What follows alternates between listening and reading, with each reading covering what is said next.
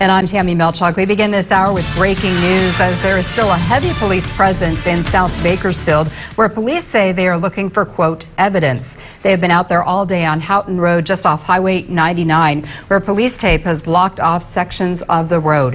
17's Kristen Price updated us today on 17 News at noon, and she's still out there as well tonight with what she's learned since then. Kristen? Well, Tammy, they started early this morning, and investigators say they will be out here as long as it takes. About a dozen officers, crime scene investigators, and other officials remain out here on the scene off of Highway 99 just north of Houghton Road. Police say they are following up on a lead that is an active criminal investigation, but officials would not confirm much more than that. 2 tractors have been digging out this area where these trees are and a ditch used for water storage. Investigators are sifting through that dirt, at times stopping for further examination of fragments they find. But again, investigators have not said what they're looking for. We know this is county jurisdiction, an area typically handled by the sheriff's department, but the police department is taking the lead in this search, meaning the crime likely happened in the city of Bakersfield. And we actually have not seen any sheriff's deputies out here at all today. The crime scene is right off the road. It's very visible to anyone who is driving by.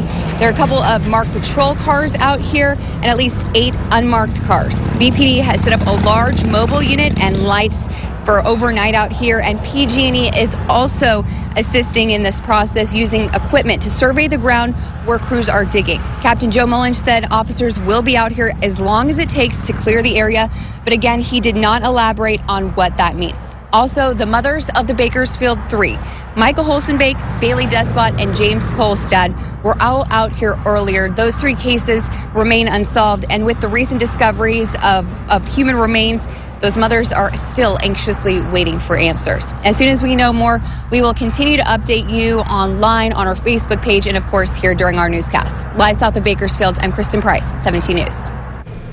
All right, Kristen, thank you. Here now with some perspective on these types of situations, we welcome Ray Pruitt, former public information officer for the Kern County Sheriff's Office, now an investigator for the local law firm of Chain, Cohn & Stiles. Ray, good to see you.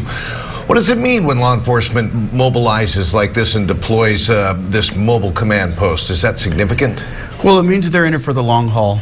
They've obviously developed some information or received some information. I would assume at this point it's safe to assume that there's either a body or some human remains in the area. So they're proceeding forward, and they're in it for the long haul. And it would appear that they're expending all resources as a result of this investigation. And as Kristen just reported, this is county and normally KCSO's jurisdiction.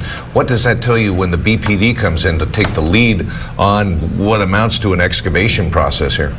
Well, it tells you that the initial investigation started with the Bakersfield Police Department, and we don't know at this point if it's a missing person, if it's a homicide investigation. There's a lot we don't know, but it tells you that the investigation started with the Bakersfield Police Department, so they have jurisdiction. And do you anticipate they'll be out there at night? Obviously, it's dark out there. They'd have to bring in lights, extra equipment. Do you think they would be out there all night long?